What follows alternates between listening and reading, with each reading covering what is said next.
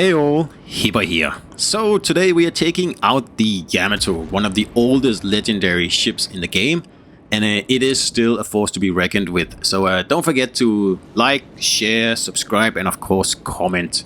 So let's have a look at my build here, because I'm using my new inspiration, or my newly maxed inspiration here on Takagi, who is also maxed. Cunningham also maxed, but Iachino here maxed again is my new inspiration, and I've switched Scharnhorst for this guy to get better, accuracy when I shoot at cruisers, because he gives you plus 7%, which is actually quite high when you think about it. Almost a little bit unfair, I think, because, I am a cruiser player first and foremost. On the ship, we have all the usual stuff here, nothing out of the ordinary, and we have the spotter as well. I always forget to use that spotter plane, but I do have it, and, when I remember to use it, it's good, but when I forget to use it, well, then I just waste it. So in this game we have a wonderful smoke Minotaur, and I hate smoke Minotaurs. I really do, because they're so useless. Unless you play in a division, do not pick smoke. And everybody picks smoke. And what can you do with it? Well, the only thing that usually happens is that you, look at this guy here. He smokes up, blocks everybody's view, and yeah, that's it. And of course he cannot spot for himself. So there's no targets, and this happens all the time, and it's annoying enough when it's a destroyer, but at least the destroyer can leave its smoke to spot. The Minotaur cannot leave its smoke, at least when it's not an agile Minotaur, because then it will get citadeled out of existence, and very, very quickly. So, smoke Minotaurs, I absolutely despise them, and honestly, most people who play smoke Minotaurs, they don't do that well unless they're in a division. And we'll also look at the XP after this game here. We'll see, was it worth playing this smoke Minotaur here, or would he have been better off picking radar and actually, doing some useful stuff instead of just blocking everybody's view here.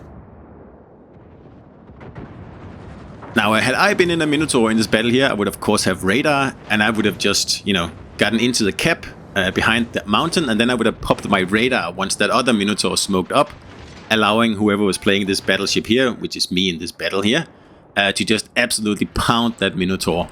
And that would win us this flank here immediately. There's only 2 battleships left, and they're not gonna, go into the cap if there's a Minotaur in there with battleship backup down here. But of course, that all hinges on actually having the battleship backup, because so many times on this map here, the battleships I spawn with, they either go to the other side, or, they set up shop somewhere where they can't shoot anything. And I always wonder what goes through the heads of people like that. Like, why would you set the most powerful guns in the game somewhere where you can't shoot anything? And I've been wasting a lot of time here, because I'm unable to see anything because of my good Minotaur friend. So nearly 4 minutes have gone by here, and I haven't been able to use my ship to its full potential because someone, planted a smoke right there. So if you absolutely have to play a smoke Minotaur, can you just, look around and, determine, if I pop a smoke here, is that beneficial?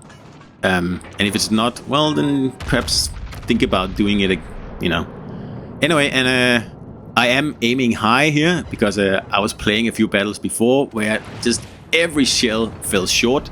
So I'm playing it safe here. You never know with this game here. Sometimes when you are aiming exactly where you should, like just above the waterline, everything just falls short or goes far or whatever. And I'm thinking, okay, from that last battle, I'm just gonna aim a little bit higher here and hopefully get some better, hits. And this is also one of the reasons I like sap shells. But anyway, this Yamato here, I'm just gonna let the Minotaur, get a little bit of damage here, and then I'm going to grab the kill, because I'm a naughty battleship player. Done. So that's pretty much this flank here done. And I'm surprised the smoke Minotaur hasn't been blown out of the water, because that usually happens. So we have a Marlboro left, and he's of course running away. And I have to give it to my Kleber in this battle here. He's also doing a really good job of spotting everybody. I wish I had this kind of destroyer in every battle. You'll also see in the end his XP is very, very nice. And Like, he's also capping, and he's doing everything that the destroyer is supposed to do. And I kind of expect that, because I saw in the beginning of the battle, I didn't include it here, but I know he recognized me, because he said, like, you know, pointing at the friendly ship and saying, protect that target, or whatever. Like, that means that people recognize you, and usually when people do that, they know what they're doing. So here I get cheated out of my Kraken here, my little stealing Kraken here, because I was thinking, oh, that's a very nice Marlboro there, just ripe for picking. But someone gets it. If it's the Smoke Minotaur, oh, it is the Smoke Minotaur, that's typical. So yeah, Smoke Minotaurs I will never understand. I mean, I understand some of the other British cruisers using smoke, like Tiger 59, that makes perfect sense. Edinburgh, I can also understand that, but a Minotaur, unless it's in a division where, you know, the other players are backing you up with spotting or anything like that, as a solo player, I don't understand it. It's you take away the whole support aspect of the Minotaur and you just make it a damage machine, and the only damage it can do is if someone else is spotting for it. And you know, in random battles that doesn't happen very often. And yeah, anyway, I don't get it. So we got the caps A and B, so we don't need to push now. There is no need to push.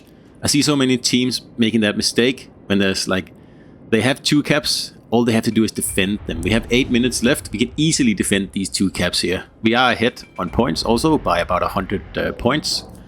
So there's absolutely no reason to push in to the enemies here. And a very nice Bourgogne here, and unfortunately he sees me and turns out. It's a bit of a shame, because he was just asking for it there. I remember this player was featured, like this sarcotic guy here, whatever his name is. I remember seeing him featured in one of the weekly clips from World of Warships Legends. I can't remember the clip, but you can watch it. It's still like hanging around on Facebook and whatever, where it's put up. So yeah, I don't know. I don't think I've faced him before, but I'm assuming he's good. Like he ends up with very good XP. So I'm assuming he's a good player. But like I said, there is no need to push here. We have one more ship than they do, and we just have to hold the caps. We don't have to take the last cap, especially when we're facing, you know, what is clearly not a potato team here. And there goes the Minotaur. Excellent. And we'll see how much XP he ends up with. So my team is also quite nicely spread out. I wish we had another battleship, because I'm going to take a pounding here, because I'm going to be the easiest target. And I cannot allow this guy here to move in, because I don't want him to be able to set crossfires up on my cruisers. So yeah, we need to make sure that he doesn't get an opportunity, because that's just what he's waiting for. And obviously my cruisers, or obviously, I mean luckily, my cruisers are aware of that, so they actually helping out here, which is really important, because we have him in a pretty nasty situation here. And like I said, I'm going to take the brunt of this, because I cannot really leave this spot here. Me in this position here is kind of what's you know, kind of checking this guy here and keeping him in line, because I don't want him to be able to focus completely on my cruisers. And he clearly has the perk that makes him disappear quicker, which is really annoying here. But he's going to get closer. He's going to have to get closer. And once he does that, then it's over. So I am fully prepared to take a hefty beating here. And I see many battleships where in a situation like this, where, like, you know, I have the best position here, because he cannot go bow in, because then he'll show broadside and I can just absolutely waste him. And of course he knows that. He's trying to do the best he can. But I mean, there's really no question about how this is going to end. It's a valiant effort, but we do have him in a nasty position here, and he doesn't get a lot of support from his team here. And of course he knows that he has to push in. If he doesn't make a move now, we're going to win on points. It's very, very simple. And that's also why he's kind of throwing caution to the wind now, because he doesn't have a choice. So like I said earlier, I am fully prepared to sink in this spot here, because this is a really great spot where I'm keeping pretty much this whole game in check. And I see so many battleships, when someone shoots at them when they're in a perfect spot, then they panic and they, you know, run away, or they turn somewhere crazy, or they do crazy stuff. When all they really have to do is to stand their ground. I mean, that's what battleships are for. And yeah, it's just super frustrating when that happens.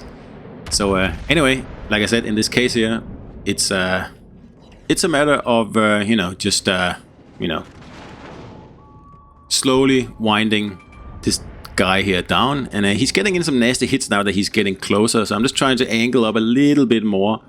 But of course, like I said, this guy is experienced, so he knows all the weak spots on the Yamato.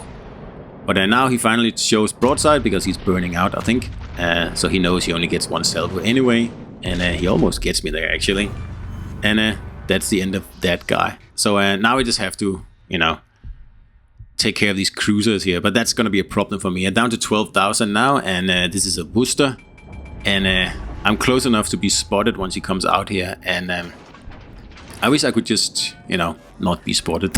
I'm sure many battleship players have thought that over the years. So I give him a salvo, and then I'm just preparing for the HE shower that's going to come. Doesn't matter what I do about it. And we do get a high caliber there. So now we gotta time this right, because I'm going to be set on fire, and it doesn't really matter when. But now he's at 13.9 kilometers, meaning that I can go dark if I want to. So I just have to time it so I can put out the fire so I'm not spotted anymore, and then hopefully not get another fire set in the meantime. So that's why I picked this exact moment where it doesn't look like the next few salvos are going to hit me, but they do anyway. And he keeps blind firing and actually hitting me quite well, which also I didn't really take into account. So I'm going to probably die here, so that's why I take the last shot, and then I try to outturn his incoming salvos here. And I do get him. That's very satisfying, I can't deny that. But he does get me with one like ridiculous little shell here. Yoink, that sets a fire, and then I die. It's just really... But anyway, we certainly did our duty here. We were all the way up in A, fighting for the cap, and then once the cap was won, just, you know, pick a good position to defend the rest of the map. And, you know, everyone did pretty good in this battle here, at least on my team. And as usual, we're going to remove the winning team's XP bonus. So you can see I am number 2 in the whole game here, with the Clever just doing a little bit better. So hope you liked it. See you out there.